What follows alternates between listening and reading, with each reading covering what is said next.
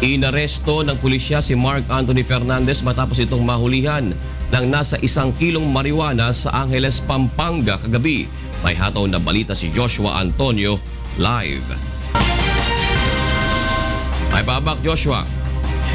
Matabak June sa Police Station 6 na ng Angeles City. Dito sa Pampanga, nagpalipas ng magdamagang aktor na si Mark Anthony Fernandez matapos itong arestuhin ng mga otoridad dahil sa nakuhang nasa 1 kilong marijuana.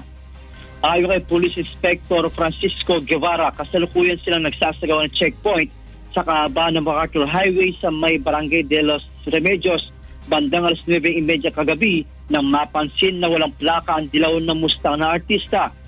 Ngunit sa halip na huminto sa checkpoint ay kumaripas ng takbo ang sasakyan.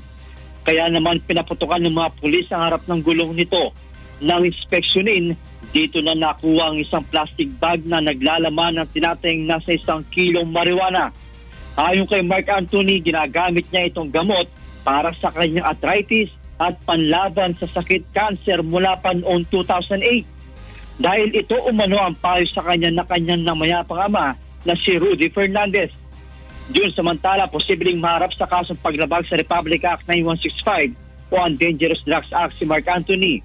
Tiniyak naman ng Pampanga Police na patuloy na higpitan ang isinasagawa checkpoint bilang bahagi ng pinaigting na kampanya ng pamahalaan kontra illegal na droga. Sa ngayon ay inaalam na ng pulisya kung sino ang supplier ng marijuana sa siyudad ng Angeles. At yan muna ang balita mula dito sa Pampanga. Balik sa Indian, June.